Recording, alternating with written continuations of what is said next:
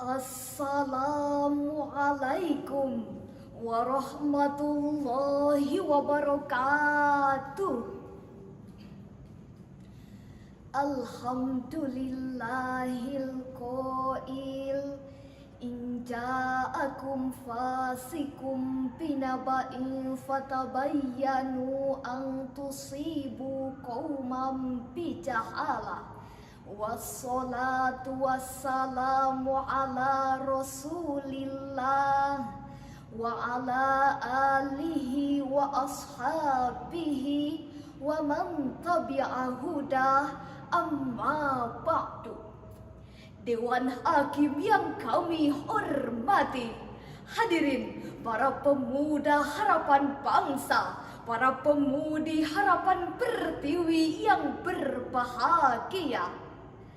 The Broadcasting Standards Commission, suatu lembaga yang menangani siaran media di dunia, yang dikutip oleh Ziauddin Sardar dalam bukunya Membongkar Kuasa Media, menyatakan media memiliki pengaruh dan kekuatan yang sangat besar dalam kehidupan manusia.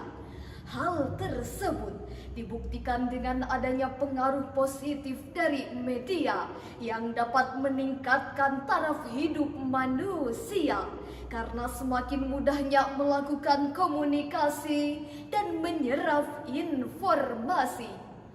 Namun di sisi lain, saat ini media sosial bukan hanya digunakan untuk saling berbagi informasi dan silaturahmi, malah disalahgunakan untuk perilaku yang tidak terpuji, seperti penggiringan opini untuk saling membenci. Penipuan terus terjadi, postingan pornografi tidak bisa dihindari, bahkan penyebaran berita hoax pun sudah menjadi konsumsi sehari-hari.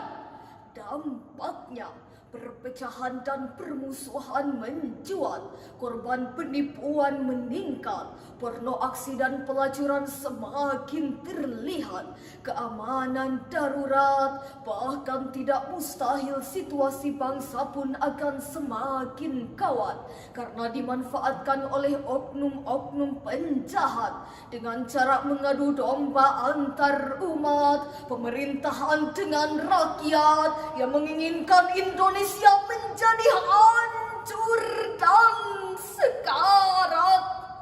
Nauzubillahi min dzalik. Inilah hadirin sebagian kecil pengaruh negatif media sosial yang tidak dibingkai oleh etika dan norma agama. Oleh sebab itu, etika komunikasi di media sosial adalah judul syarahan Al-Quran yang akan kami uraikan pada kesempatan ini dengan landasan Al-Quran Surah Al-Hujurat ayat 6. A'udzu billahi minasy syaithanir rajim.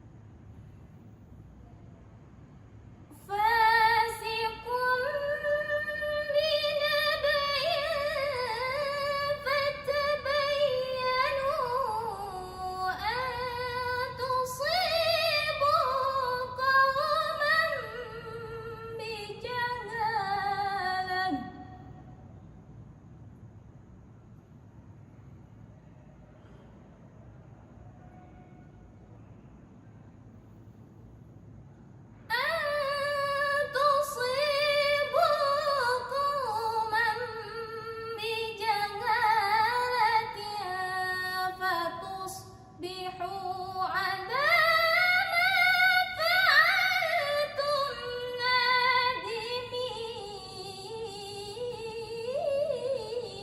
Aku berlindung kepada Allah dari godaan setan yang terkutuk dengan menyebut nama Allah yang Maha Pengasih lagi Maha Penyayang. Wahai orang-orang yang beriman, jika seorang fasik datang kepadamu membawa berita penting, maka telitilah kebenarannya, agar kamu tidak mencelakakan suatu kaum karena ketidaktahuanmu yang berakibat kamu menyesali perbuatanmu itu. Hadirin wal hadirat yang berbahagia, secara semantik ayat ini diawali dengan kalimat ya ayyuha, merupakan huruf nida yang dibubuhi ha litanbih.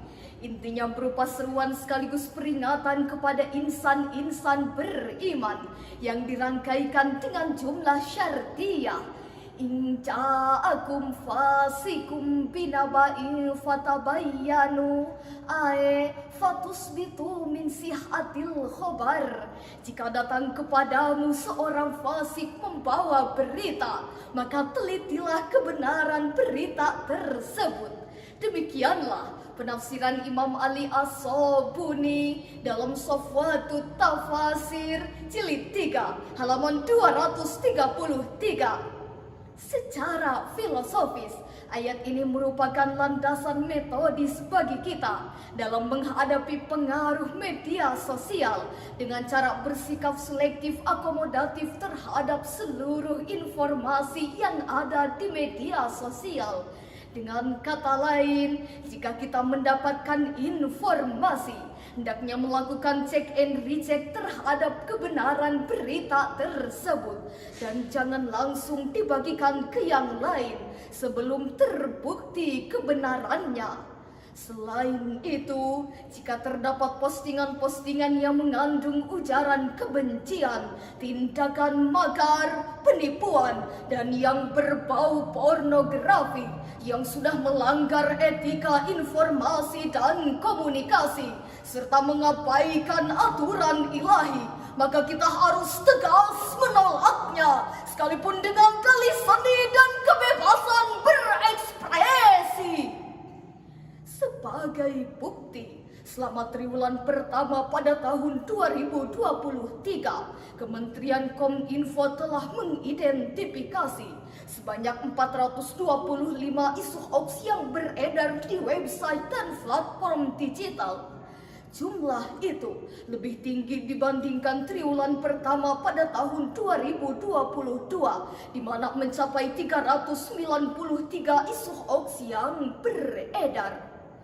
Dengan demikian hadirin, saat ini manusia sedang dimanjakan oleh kemajuan multimedia, di mana komunikasi tak lagi menggunakan surat, melainkan menggunakan handphone dengan berbagai fasilitasnya, seperti WhatsApp, Facebook, Instagram, Twitter. Belajar tak lagi menggunakan buku, melainkan dengan komputer dan internet. Jika kita tidak selektif dalam menggunakan media sosial, maka saya khawatir bukannya kemajuan yang diharapkan, malah kehancuran yang didapatkan. Generasi milenial beradab yang dicita-citakan, malah generasi biadab yang jadi kenyataan. Bukannya kebahagiaan yang dirasakan, malah kesengsaraan yang penuh penyesalan. Na'udzubillahi min dzalik. Lalu, bagaimanakah aplikasi dakwah melalui media sosial saat ini? Sebagai jawabannya, kita renungkan firman Allah dalam Al-Quran, Surah Ali Imran ayat 104. وَلْتَكُنْ مِنْكُمْ أُمَّةٌ يَدْعُونَ إِلَى الْخَيْرِ وَيَنْهَوْنَ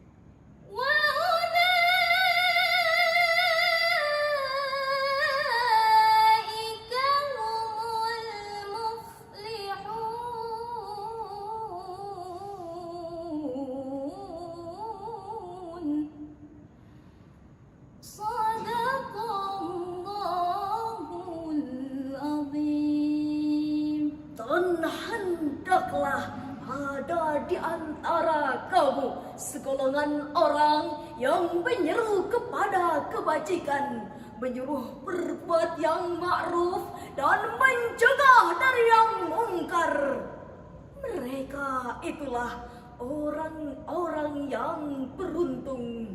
Maha benar Allah dan Maha Agung. Hadirin wal hadirat yang berbahagia, ayat ini sebagai landasan strategis bagi kita dalam menghadapi pengaruh media sosial agar terhindar dari perilaku negatif, yakni menjadikan media sosial sebagai media dakwah. Karena Ibnu Taimiyah menyatakan bahwa dakwah adalah seruan untuk beriman kepada Allah dan kepada ajaran yang dibawa utusan Allah, membenarkan berita yang mereka sampaikan dan mentaati perintah Allah.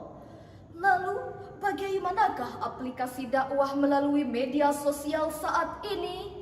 Yakni menjadikan media sosial sebagai media dakwah dengan cara melakukan transformasi dan kulturisasi nilai-nilai syariat Islam melalui media yang ada, sehingga masyarakat tidak lagi membaca berita hoax melainkan membaca berita yang hak, Tidak lagi mengkonsumsi postingan ujaran kebencian melainkan ajakan cinta dan kasih sayang. tidak lagi melihat postingan pornografi melainkan banyak tayangan mengaji, tidak lagi diadu dombakan oleh sebagian golongan melainkan ajakan kerukunan dan perdamaian. Oleh sebab itu, pada kesempatan ini kami menghimbau kepada seluruh warga Indonesia, khususnya umat Islam, hendaknya selektif dalam menggunakan media sosial. Kepada kaum terpelajar, para mubalik dan para mahasiswa, hendaknya menguasai teknologi informasi multimedia untuk berhasilnya media dakwah di era modern sekarang ini. Dan kepada aparatur pemerintah, hendaknya melakukan tindakan kepada oknum-oknum yang meraih keuntungan di balik penggunaan media sosial yang sudah melanggar etika, norma-norma agama, dan kemanusiaan. Setuju hadirin? Dewan Hakim dan hadirin yang berbahagia, uraian ini dapat kami simpulkan bahwa selektif dalam menggunakan media sosial adalah perilaku positif, serta aktif berdakwah di media sosial adalah perilaku produktif dalam rangka mewujudkan insan-insan beriman dan terhindar dari perilaku negatif.